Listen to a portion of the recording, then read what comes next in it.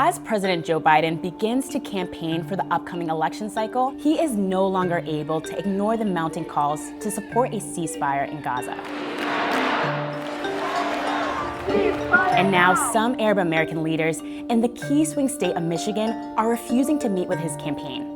If you actually respect us and you dignify us for the human beings that we are, you don't send campaign staff to talk about such a pressing issue. Right now, the only conversation we're interested in having is one around a ceasefire.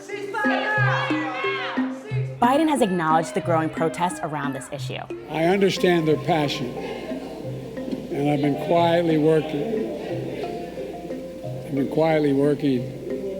with the Israeli government to get them to reduce and significantly get out of Gaza. But continues to face backlash over his support for Israel.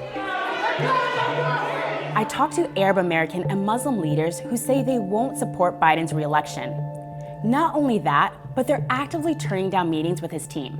There's even a national campaign started by Muslim Americans to abandon Biden in key swing states such as Minnesota, Florida, Georgia, and Michigan. We will make sure that we go and vote, but not vote for him. That matters in places where winning the Muslim vote could mean winning the whole state.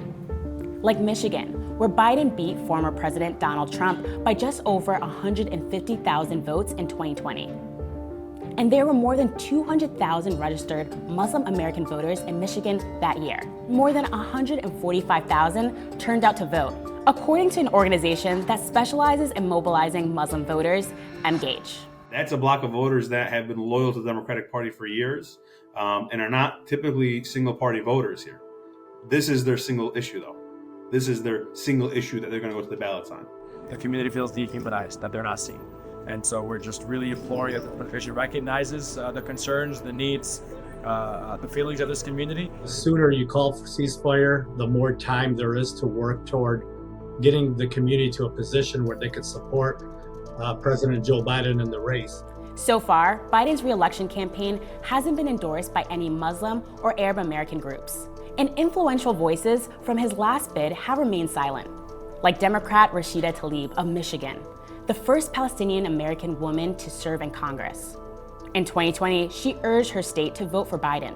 But even though she has met with Biden's campaign manager, Tlaib has made no mention of endorsing his candidacy this time around. Instead, Tlaib has called for a ceasefire in the Middle East while accusing the president of supporting a Palestinian genocide.